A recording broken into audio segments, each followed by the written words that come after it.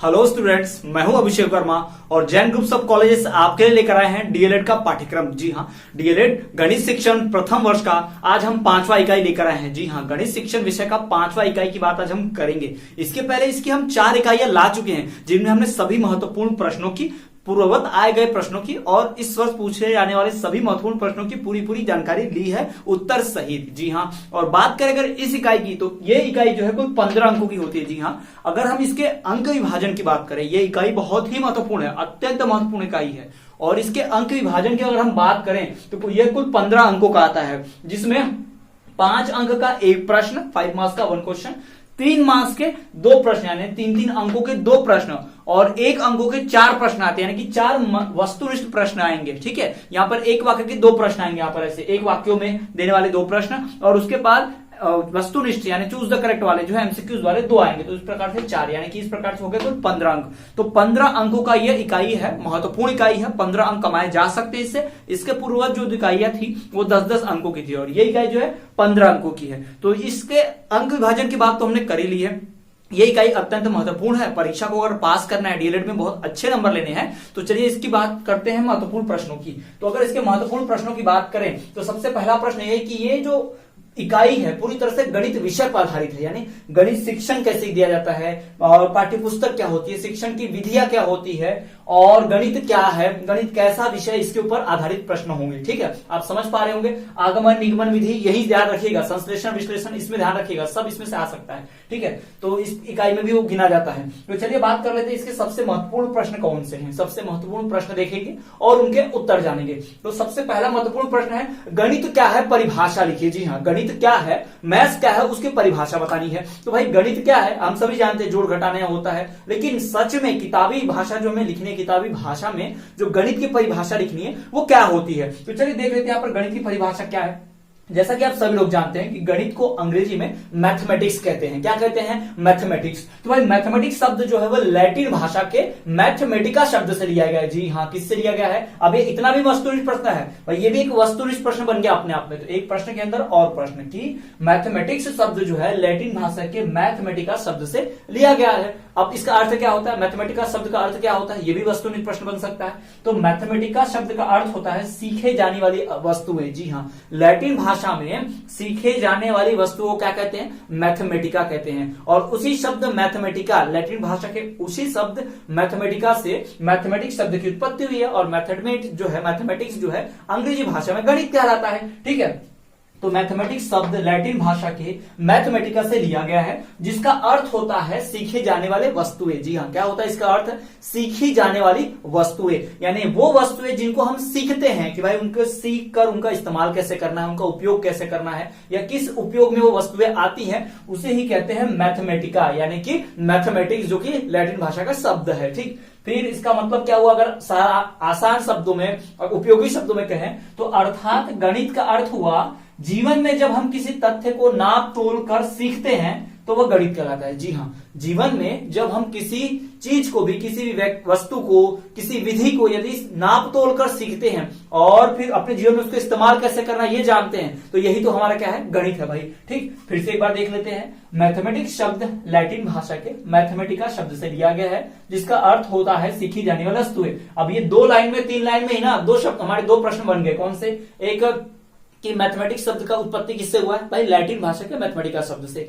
Mathematica शब्द का अर्थ क्या होता है? सीखी जाने वाली वस्तुएं। तो 2 वस्तुनिष्ठ प्रश्न तो यहीं पर बन गए। ठीक, तो इसी बात आगे देखें, फिर हम देखते हैं कि अर्थात गणित का अर्थ हुआ जीवन में जब हम किसी तथ्य को नाप तोल कर सीखते हैं। जीवन में जब हम किसी तथ्य को, अब गणित का परिभाषा देख रहे हैं यहाँ पर, जीवन में किसी तथ्य को जब हम नाप तोल कर सीखते हैं तो वही गणित कहलाता है। जी हाँ, उसे हम क्या कहते हैं? गणित, यानी कि मैथमेटिक्स कहते हैं। ये होगा हमारा पहला प्रश्न। ये 3 नंबर के लिए भी आ सकता है, साथ ही साथ वस्तुनिष्ठ प्रश्न इसमें 2-3 समाये हुए हैं, मैंने ये भी आपको बता दिया। जी हाँ, ये 3 नंबर का भी प्रश्न बन सकता है, साथ ही साथ ये 1-1 नंबर के वस्तुनिष्ठ प्रश्न भी बन सकते हैं। तो बहुत मोस्ट इंपॉर्टेंट है भाई, ये IMP यानी कि इंपॉर्टेंट है, बहुत ही ज्यादा मोस्ट क्वेश्चन, इंपॉर्टेंट क्वेश्चन है। इस बात को ध्यान में रखिए, क्योंकि हमारा गणित क्या है उसकी परिभाषा हमने लिख ली।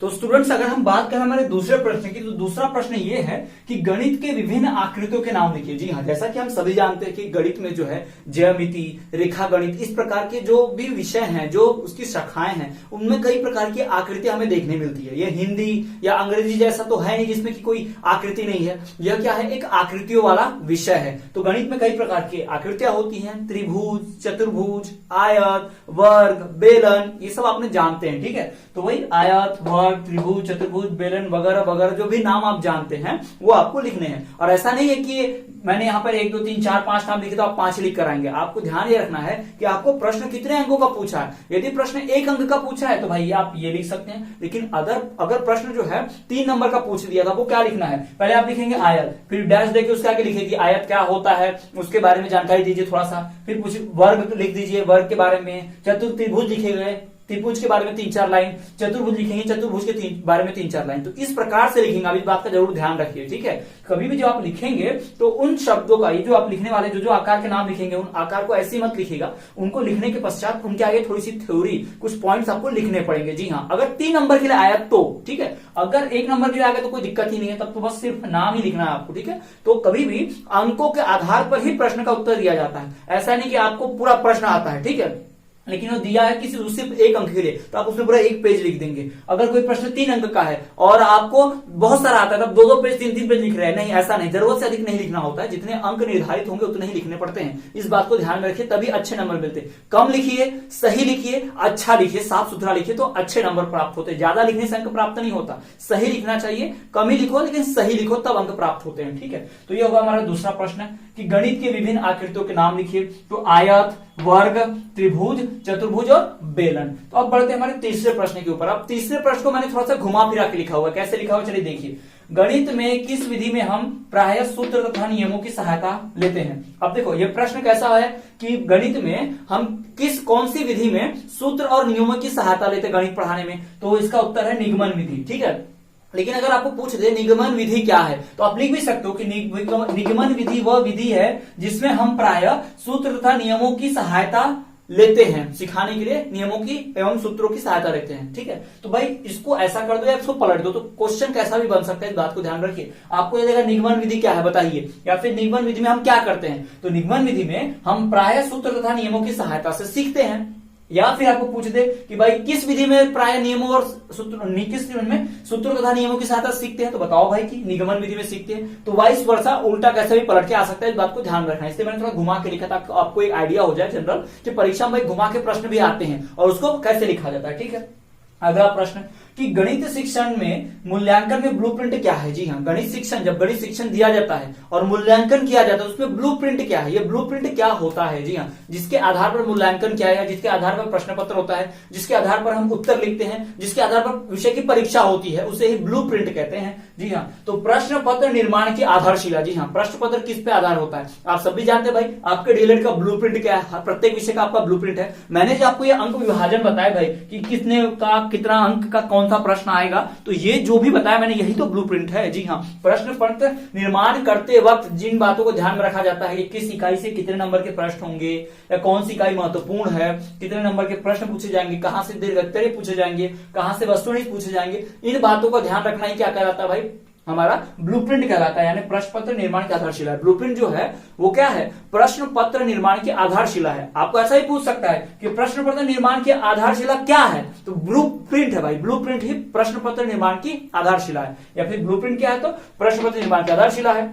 या प्रश्न पत्र निर्माण की आधारशिला क्या है, तो ब्लूप्रिंट है। वाइस वर्सा ध्यान में रखेंगे आप। ठीक है, उल्टा इसे और ऐसे का उससे, तो आप ऐसा हम लिख सकते हैं भाई। तो ये हमारे 4 प्रश्न हो गए। पहला प्रश्न पढ़ा था भाई गणित क्या है, परिभाषा लिखिए। तो मैथमेटिका शब्द से निकला है। ठीक है, इसका अर्थ होता है सीखी जाने वाली वस्तुएं। ठीक है, लैटिन भाषा के मैथमेटिका से लिया गया। तो यहाँ पर कई वस्तुएं, 2 वस्तुनिष्ठ प्रश्न इसी में बनते, मैंने बताया था। ठीक, दूसरा प्रश्न था गणित के विभिन्न आकृतियों के नाम लिखिए भाई। तीसरा प्रश्न था गणित में किस विधि में हम प्रायः सूत्र एवं नियमों की सहायता लेते देते हैं भाई, तो वो निगमन विधि में होता है ऐसा, ठीक है। गणित शिक्षण में मूल्यांकन में ब्लूप्रिंट क्या है भाई, गणित शिक्षण के मूल्यांकन में ब्लूप्रिंट क्या है भाई, प्रश्न पत्र निर्माण की आधारशिला है। जी हाँ, प्रश्न पत्र निर्माण करने की आधारशिला को ही ब्लूप्रिंट कहते हैं। तो ये तो हो गए हमारे 4 प्रश्न, 4 महत्वपूर्ण प्रश्न, ध्यान रखिएगा। अब हम पढ़ते हैं हमारे 5वें प्रश्न की ओर। ये भी बड़ा महत्वपूर्ण है, बहुत बहुत महत्वपूर्ण है, नोट डाउन कर लीजिए भाई, ये बहुत इंपॉर्टेंट है, मोस्ट इंपॉर्टेंट क्वेश्चन है, बहुत इंपॉर्टेंट आईएमपी इंपॉर्टेंट क्वेश्चन है, बहुत ध्यान रखेंगे इसको भी। चलिए देखते हैं कि अब है क्या ये प्रश्न, इसमें क्या करना है। तो गणित की पाठ्य पुस्तक क्या है, अब सिर्फ पाठ्य पुस्तक की बात नहीं कर रहे हैं, यहाँ पर गणित की पाठ्य पुस्तक की बात कर रहे हैं। पहले बताओ भाई पाठ्य पुस्तक क्या होती है, हर पाठ्य पुस्तक का काम क्या है वो बताओ, फिर गणित की पाठ्य पुस्तक का काम क्या है वो बताओ, ठीक है। चलिए देख लेते हैं पाठ्य पुस्तक क्या है। पाठ्य पुस्तक देख, पहले मैं बता देता हूं, पहले जनरली आइडिया ले लो, किताब वाली भाषा तो बाद में पढ़ेंगे, पहले सुन लो मैं क्या कहना चाहता हूं, आपके मन में वो उत्तर है, मैं आपके मन से निकालता हूं उत्तर। देखो जो पाठ्य पुस्तक होती है यानी जो हमारी किताब होती है वो किसके लिए होती है, शिक्षक या छात्रों के लिए, दोनों के लिए होती है। ऑब्वियस सी बात है, शिक्षक भी उसी से पढ़ाता है, छात्र भी उसी से पढ़ते हैं, और शिक्षक जो उसी के आधार पर पढ़ाता है, जो उसमें सिलेबस है, जो उसमें पाठ्यक्रम है, उसी हिसाब से पढ़ाता है। तो पाठ्य पुस्तक दोनों के लिए सहायक सामग्री है, शिक्षक के लिए सिखाने के लिए और बालक के लिए, छात्रों के लिए क्या है, सीखने के लिए, उसी के आधार पर सीखते हैं। तो भाई शिक्षक का शिक्षण विधि उसी पर आधारित होता है, और जो बालक होते हैं, छात्र होते हैं, उनकी जो शिक्षा होती है, उनका जो चरित्र निर्माण होता है, ये सब उसी पर आधारित होता है, ठीक है। तो उसी को तो पाठ्य पुस्तक कहते हैं। तो चलिए अब जान लेते हैं किताबी भाषा में कैसे लिखना है। तो देख लीजिए, पाठ्य पुस्तक एक महत्वपूर्ण सामग्री होती है, बहुत महत्वपूर्ण भाई, इसके बिना पढ़ाई लिखाई हो नहीं सकती ना, बहुत मुश्किल है। पाठ्य पुस्तक एक महत्वपूर्ण सामग्री होती है। पाठ्य पुस्तक छात्र और शिक्षक के लिए विशेष रूप से तैयार की जाती है। जी हाँ, कभी भी शिक्षक और छात्र को देखकर ही, कभी भी आप सोचो जरा सा, कभी क्या पाठ्य पुस्तक दुकान वाले के पढ़ने के लिए बनाई जाती है? क्या पाठ्य पुस्तक में ऐसे पाठ होते हैं कि माँ बाप समझ पाए, बच्चे के लिए नहीं होती? नहीं, वो हमेशा बच्चों को, छात्रों को और शिक्षक को ध्यान में रख के बनाई जाती है। जी हाँ, शिक्षक को और छात्रों को ध्यान में रख के। तो पाठ्य पुस्तक छात्र और शिक्षक के लिए विशेष रूप से तैयार की जाती है, जिसमें किसी विषय के पाठ्यक्रम, अब किसी विषय, अब गणित की, और तो यहाँ गणित की बात कर लेंगे भाई, जिसमें किसी विषय के पाठ्यक्रम, सिद्धांत, तथ्य, प्रक्रिया, ज्ञान को लिखा जाता है, इन्हीं पुस्तकों को पाठ्य पुस्तक कहते हैं। जी हाँ, किसी पुस्तक में क्या होगा, उस पुस्तक में जो भाई पाठ्यक्रम है, सिलेबस है, फिर उसमें सिद्धांत यानी कि भाई थ्योरम है, रूल्स रेगुलेशन है, उसके बाद उसमें तथ्य है, फैक्ट्स है, ठीक है, प्रक्रिया है, प्रोसेस है, और ज्ञान यानी कि नॉलेज है, उसको लिखा जाता है। भाई ये सब चीजें पाठ्य पुस्तक में होती है, आपने देखा भी होगा, है ना। तो भाई यही, इसी पुस्तकों को, इन्हीं पुस्तकों को पाठ्य पुस्तक कहते हैं। भाई पुस्तक और पाठ्य पुस्तक में फर्क है, ध्यान रखिए। पाठ्य पुस्तक यानी पढ़ने के लिए जिस पुस्तक का इस्तेमाल करते हैं उसे पाठ्य पुस्तक कहते हैं, इस बात को ध्यान में रखिए, ठीक है। पाठ्य पुस्तक एक महत्वपूर्ण सामग्री होती है। पाठ्य पुस्तक छात्र और शिक्षक दोनों के लिए विशेष रूप से तैयार की जाती है, इस बात को भी ध्यान रखिए कि जो पाठ्य पुस्तक है वो सिर्फ शिक्षक के लिए नहीं है, या फिर सिर्फ छात्र के लिए नहीं है। पाठ्य पुस्तक जो है शिक्षक और छात्र दोनों के लिए विशेष रूप से तैयार की जाती है, जिसमें किसी भी विषय के तथ्य, किसी भी विषय के जो सिद्धांत होंगे और पाठ्यक्रम होगा, प्रक्रिया होगी और ज्ञान, इन सब को लिखा जाता है। ऐसी ही पुस्तकों को क्या कहते हैं, पाठ्य पुस्तक कहते हैं। तो आई होप आपको क्लियर हो गया होगा कि भाई पाठ्य पुस्तक का अर्थ क्या है। अब बढ़ चलते हैं चलिए अगले प्रश्न की ओर। तो अगला प्रश्न मेरा ये है कि गणित की प्रकृति की विशेषताएं लिखिए। भाई जो गणित है उसकी जो प्रकृति है, जो नेचर है, उसकी विशेषताएं लिखिए। गणित की खासियतें क्या है? तो भाई गणित में मौलिकता होती है, गणित में स्पष्टता होती है, तार्किकता होती है, सुनिश्चितता होती है, संक्षिप्तता होती है, सत्यापन, निश्चितता आदि, ठीक है। अब ध्यान रखने वाली बात क्या है कि अगर आपको ये एक वाक्य में पूछ दिया 1 नंबर के लिए, तो आप लिख दोगे मौलिकता, ऐसे लिख देना, ऐसे चारों पांचों नाम लिख देना। लेकिन अगर ये आपको दीर्घ उत्तर भी पूछ दे, 3 नंबर के लिए या 5 नंबर के लिए पूछ दे, तो कैसा लिखेंगे? पहले आप लिखेंगे मौलिकता, फिर डैश देके उसमें 4-5 लाइन की थ्योरी, फिर आप लिखेंगे स्पष्टता, फिर उसमें 4-5 लाइन की थ्योरी, फिर लिखेंगे तार्किकता, 3-4-5 लाइन की थ्योरी, सुनिश्चितता, 3-4-5 लाइन की थ्योरी लिख दिएगा। ऐसे लिखेंगे भाई। मौलिकता क्या होती है भाई? मौलिक ज्ञान, यानी कि हमें संस्कार सिखाया जाता है, चरित्र निर्माण करना सिखाया जाता है। दूसरा स्पष्टता, इसमें सब कुछ स्पष्ट रूप से लिखा होता है। तो जी हाँ भाई, गणित के प्रकृति है, गणित में सब कुछ स्पष्ट होता है। गणित में कोई भाषा विज्ञान नहीं है कि कंफ्यूज किया जाएगा छात्रों को। यहाँ जो है सो है और उसका जवाब लिखा होता है। भाई 2 और 2 5 होते थे, क्यों होते, ये लिखा गया होता है सीधा। तार्किकता, इसमें तर्क दिए जाते हैं कि ऐसा क्यों होता है, चूंकि, इसलिए, पढ़े ना, तो इसमें तर्क होता है भाई। इसमें सुनिश्चितता होती है कि भाई हाँ सुनिश्चित है कि इतना ही आएगा, मान इतना ही होगा। तो ये गणित की खासियतें हैं भाई। तो गणित की यही प्रकृति है, यही उसकी विशेषताएं हैं, इस बात को ध्यान में रखिए। तो आपको कैसे लिखना है, कम नंबर का है तो, ज्यादा अंकों का है तो कैसे लिखना है, ये भी मैंने आपको बता दिया। अगला प्रश्न है 7वां प्रश्न है कि भाई प्रश्नोत्तर विधि क्या है? प्रश्नोत्तर, प्रश्न से उत्तर, प्रश्नोत्तर, जी हाँ यही है प्रश्नोत्तर विधि। प्रश्न से ही उत्तर पाना, यही प्रश्न उत्तर विधि है। अब यहाँ पर किताबी भाषा लिखी हुई है, पहले मैं आपको सिखाता हूं, आपके मन में आपको ये सवाल का जवाब खुद ही ढूंढने लगाता हूं। कैसे ढूंढेंगे आप देखिए, प्रश्न उत्तर, प्रश्न से उत्तर। जी हाँ, प्रश्न से ही उत्तर निकालना क्या कहलाता है, प्रश्नोत्तर विधि। जी हाँ, अगर कोई व्यक्ति प्रश्न करता है, उदाहरण के तौर पर यहाँ व्यक्ति क्या, यहाँ छात्र प्रश्न करेंगे शिक्षक से, तो शिक्षक कक्षा में है, किसी बालक ने शिक्षक से पूछ दिया कि गुरुजी या सर जी कि ऐसा कैसे होता है, तो आप पूछेंगे आपने, शिक्षक पूछेगा आपने पिछली कक्षा में क्या पढ़ा था, छात्र बताएंगे ये पढ़ा था, तो उससे क्या होता है, तो बताएंगे ऐसा होता है। फिर बोलेंगे तो इससे क्या होगा, तो छात्र खुद बोलेगा अरे हाँ ये तो यही होता है, तो तुरंत निष्कर्ष निकल जाएगा। जी हाँ, जब कोई आपसे सवाल पूछे तो आप खुद उससे सवाल करो और सवाल कर करके उसके उत्तर ले लेके उसको उसी के उत्तर तक पहुंचा दो। जी हाँ, जैसे कि आपको कुछ सवालों के जवाब पता होते हैं, ठीक है, लेकिन मैं आपसे यहां बता के, मैं आपसे पूछ के उसी प्रकार से आपके अंदर से वो जवाब निकाल देता हूं, भाई आपने यही सोचा होगा, यही आपका सही जवाब है। तो प्रश्नोत्तर विधि में क्या होता है, प्रश्नकर्ता से प्रश्न पूछ के उससे ही उत्तर निकाल लेते हैं और अपेक्षाकृत उत्तर तक पहुंच जाते हैं, जो चाहिए वहां तक। ठीक है, जैसा मैंने उदाहरण दिया छात्र और शिक्षक वाला, बिल्कुल वैसा ही। ठीक है, चलिए अब देख लेते हैं कि किताबी भाषा में इसकी डेफिनेशन, परिभाषा कैसे लिखेंगे। तो इसमें प्रश्नकर्ता से ही प्रश्न किए जाते हैं। प्रश्नोत्तर विधि में क्या किया जाता है भाई, प्रश्नकर्ता से ही प्रश्न किए जाते हैं और उसके उत्तरों के आधार पर उसी से प्रश्न करते करते अपेक्षित उत्तर निकलवा लिया जाता है। ठीक है, अपेक्षित उत्तर निकलवा लिया जाता है। तो यही बात ध्यान रखिए, प्रश्नोत्तर विधि में प्रश्नकर्ता से ही प्रश्न किए जाते हैं और प्रश्न करते करते अपेक्षाकृत जो उत्तर होता है कि यहाँ जो उत्तर चाहिए वो उसी से निकलवा लिया जाता है। तो यही है भाई प्रश्नोत्तर विधि। तो ये हमारे 7 बहुत ही महत्वपूर्ण, 7 क्या, इसमें मैंने 2-3 महत्वपूर्ण प्रश्न बताए, इसको भी घुमा फिरा के बताया, कम से कम 8, 9, 10 प्रश्न यहाँ मैंने आपको करवा दिए हैं। ठीक है, गणित क्या है इसकी परिभाषा लिखिए, गणित की विभिन्न आकृतियों के नाम लिखिए, गणित में किस विधि में हम प्राय सूत्र तथा नियमों की सहायता लेते हैं, और गणित शिक्षण में मूल्यांकन में ब्लूप्रिंट क्या है, गणित की पाठ्य पुस्तक क्या है, गणित की प्रकृति की विशेषताएं लिखिए और प्रश्नोत्तर विधि क्या है। तो ये महत्वपूर्ण प्रश्न है। मैं थोड़ा सा साइड हो जाता हूं, आप स्क्रीनशॉट ले लीजिए, बहुत बहुत बहुत ज्यादा महत्वपूर्ण प्रश्न है। तो चलिए अब हम बढ़ेंगे हमारे अगले महत्वपूर्ण प्रश्नों की ओर। तो स्टूडेंट्स चलिए अब हम बात कर लेते हैं हमारे अन्य महत्वपूर्ण प्रश्नों की, जो बहुत ही ज्यादा संभावना की हमारे इस परीक्षा में डीएलएड के आएंगे ही आएंगे। जी हाँ, तो इनके उत्तर कैसे लिखने होते हैं मैं आपको बताता हूं, और ये प्रश्न है क्या, कौन से महत्वपूर्ण प्रश्न है उनकी बात करता हूं। तो यहाँ पर प्रश्न क्रमांक 8वां जो हमारे लिए बहुत ही महत्वपूर्ण प्रश्न है, यहाँ प्रश्न तो मत गिने कि 8वां चल रहा है 9वां, क्योंकि एक ही प्रश्न के अंदर मैं आपको कई प्रश्न करा देता हूं, तो आपको प्रश्न से हिसाब से गिनकर तो नहीं चलना है ना। एक ही विषय में, एक ही वीडियो में कई सारे प्रश्नों के उत्तर बताता हूं, एक ही प्रश्न में कई प्रश्न समावित होते हैं। ठीक है, उन्हीं की बात करते चलिए। देखिए, तो प्रश्न यह है कि गणित विषय के पाठ्यक्रम में एक विशेष स्थान देने के मुख्य 3 कारण लिखिए। गणित विषय को पाठ्यक्रम में एक विशेष स्थान देने के लिए मुख्य 3 कारण लिखिए। भाई प्रश्न यह है कि गणित को पाठ्यक्रम में किसी भी छात्र किसी भी कक्षा के पाठ्यक्रम में गणित को विशेष स्थान मिलता है, चाहे वो 5वीं, 6वीं, 7वीं, 8वीं, 9वीं, 10वीं, 11वीं, 12वीं कोई भी भले हो, कैसी भी कक्षा हो, कोई भी स्तर की शिक्षा हो, उसमें गणित को बहुत ही विशेष स्थान मिलता है, एक विशेष स्थान मिलता है। ऐसा क्यों है, क्यों भाई? ऐसे 3 कारण लिखिए जिन कारणों की वजह से गणित जो है फेमस है, गणित को मुख्य माना जाता है, उसके कारण लिखे जाते हैं। तो यहां पर 3 कारण देखने मिलते हैं। 3 कारण हम पढ़ते हैं भाई। सबसे पहला कि भाई गणित सभी विषयों का आधार है। आपको पता है गणित सबसे मेन सब्जेक्ट है, सभी विषयों का आधार है। गणित से बहुत कुछ सीखने मिलता है, रोजमर्रा की जिंदगी में गणित ही चाहिए। तो ये तो मैं आपको बता रहा हूं, जो अपने मन से आप लिख सकते हो। ठीक है, किताबी भाषा में लिखना है तो देखिए यहाँ पर हम इस प्रकार से लिखेंगे, गणित सभी विषयों का आधार है। भाई गणित सभी विषयों का आधार है, आप सभी जानते हैं कि बिना गणित के भाई दूसरे विषय नहीं सीखे जा सकते। और गणित का आधार जो है, आप फिजिक्स पढ़ोगे, केमिस्ट्री पढ़ोगे, यानी कि आप रसायन शास्त्र, भौतिक शास्त्र जब भी पढ़ोगे आप, तो भाई उसमें गणित तो निहित होता ही है। और आप एक 10वीं के बाद किसी भी विषय को पढ़ लीजिए भाई, उसमें आपको ये करना ही पड़ेगा। जी हाँ, गणित जो है हमारे जीवन का आधार है। हम अपने रोजमर्रा की जिंदगी में भी भाई क्या इस्तेमाल करते हैं, गणित इस्तेमाल करते हैं। बाजार जाना है, सब्जी खरीदनी है, पैसे का लेन देन होगा, जोड़ घटाना, गणित। हम दुकान जाएंगे, किराना लेंगे, तो भाई गणित। हम अगर कहीं कार्य करते हैं, हमारी नौकरी होती है, तो हमें तनख्वाह मिलती है, गणित, कितना कटा कितना मिला। जी हाँ, तो यही तो है भाई गणित। जी हाँ, हम अब बिना गणित के अपने जीवन को अभी सोच भी नहीं सकते, कल्पना करना भी बहुत ही कठिन है।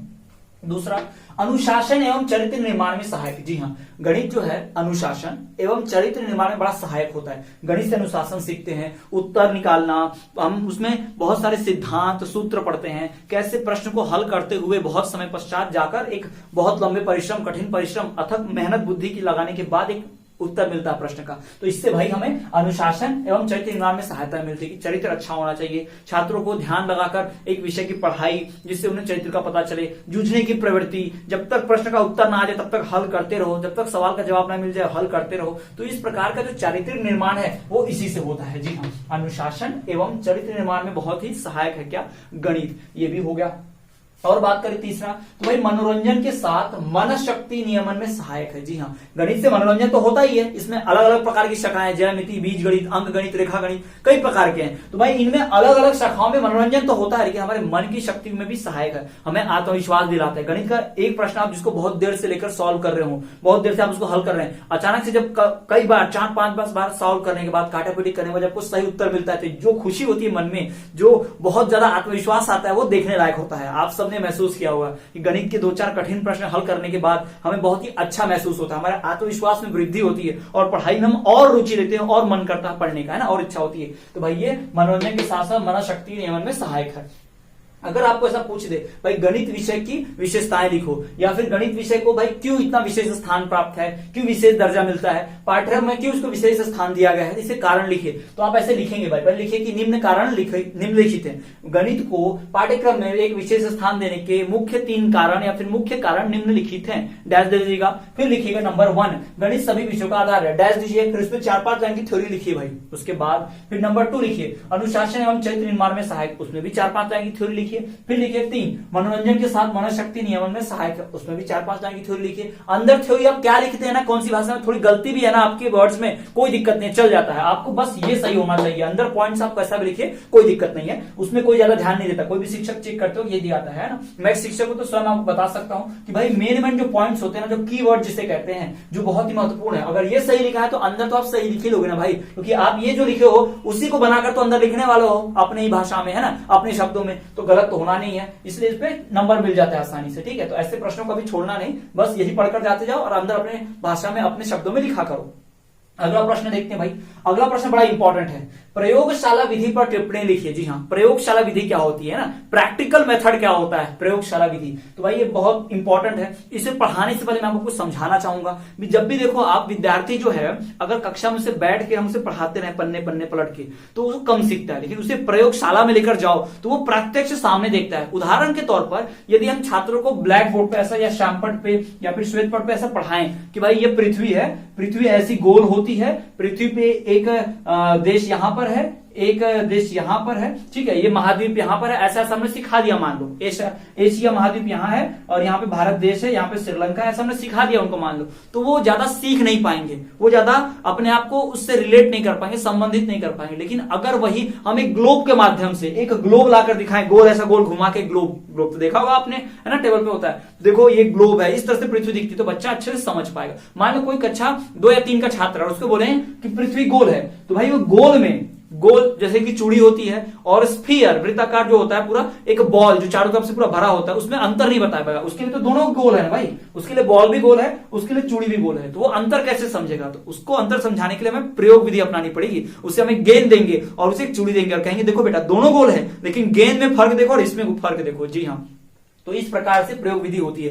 प्रयोग की गई विधियों को आप आसानी से देख पाते हैं। उदाहरण के तौर पर जो रसायन शास्त्र का जो लैब होता है, केमिस्ट्री लैब जो होती है ना, प्रयोगशाला जहां पे प्रयोग करते हैं, केमिस्ट्री लैब जिसे कहते हैं प्रयोगशाला, वहां पे अलग अलग रसायन लेकर रिएक्शन करवाकर उसमें क्या अलग अलग चीजें सिखाई जाती है छात्रों को, तो वहां जाकर सीखने से, देखकर सीखने से बहुत ही आसानी से याद रहता है। ठीक है ना, और आपके डीएलएड में भी प्रैक्टिकल करवाया जाता है भाई, प्रैक्टिकल होते हैं, कॉपियां लिखते हैं, स्कूलों में जाकर हमें अध्ययन करना होता है, स्कूलों में हम पढ़ाते हैं, जाकर वर्कशॉप पूरा करते हैं ना, तो ये सारी चीजें बहुत ही महत्वपूर्ण है। जी हाँ, ताकि हम प्रैक्टिस करके सीख पाए कि भाई कैसे में अच्छा शिक्षक बनना है। बिना प्रयोग किए, बिना कक्षा में जाए पढ़ाए, हमें कभी जान ही नहीं पाएंगे कि हम अच्छे शिक्षक हैं या नहीं, अच्छे शिक्षक बन पाएंगे नहीं। हमें जाके प्रयोग करना होगा, कक्षा में पढ़ाना होगा। ठीक है, तो ये तो हो गया भाई प्रयोगशाला विधि क्या है, उसकी एक जानकारी छोटा सा, है ना, एक परिचय। चलिए अब जानते हैं इसे लिखेंगे कैसे। तो देखिए भाई, प्रयोग एक व्यापक शब्द है। प्रयोग का मतलब छोटा नहीं भाई, प्रयोग का एक व्यापक शब्द, इसके कई अर्थ हैं, लेकिन प्रयोग जो है उदाहरण पे शिक्षा क्षेत्र में प्रयोग जो है करके सीखना होता है। ठीक है, प्रयोग एक व्यापक शब्द है, इसका अर्थ है प्रयोग करके सीखना या जानना। प्रयोग के कई अर्थ होते हैं, किंतु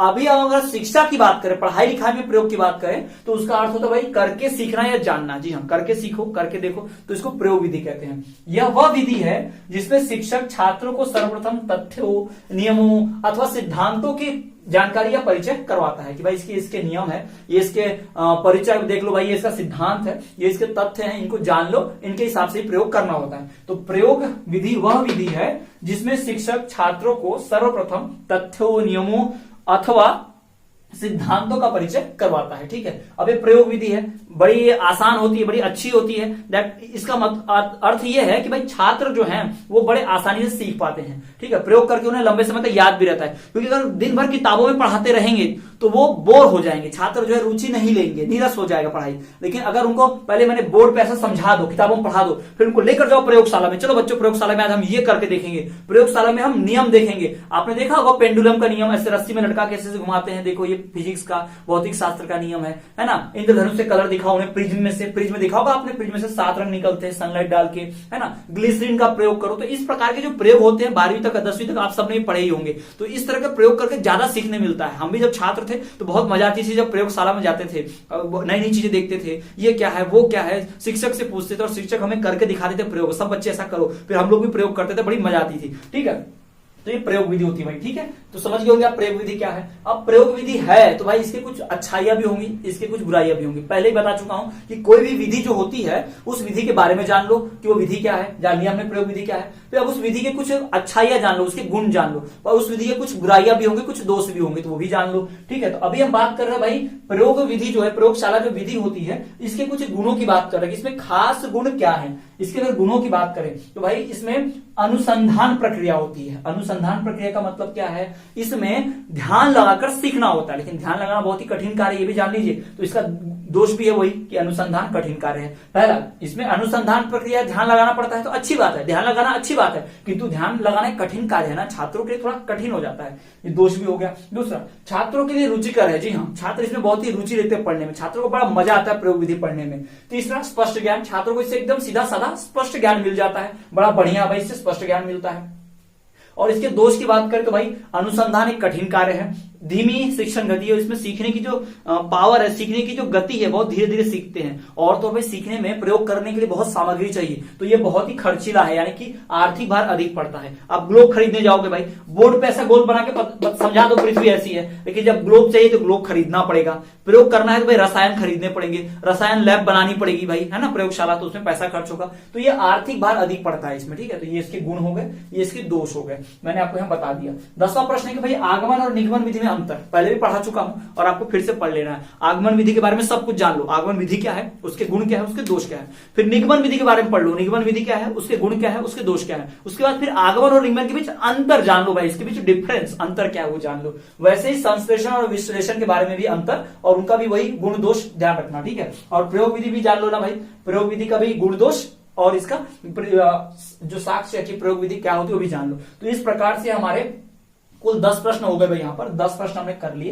ये 10 प्रश्न जो है हमारे बहुत बहुत ही महत्वपूर्ण है। तो ये हो गया हमारा इकाई 5। इकाई 5 के यही महत्वपूर्ण प्रश्न है, उत्तर है, इन्हें ऐसे ही लिखना है और इसमें से ही आएंगे, गारंटी है। और आप परीक्षा की तैयारी इसी तरह करते रहिए और देखते रहिए जैन ग्रुप सब कॉलेज के साथ। मिलेंगे आपसे अगले वीडियो लेक्चर में।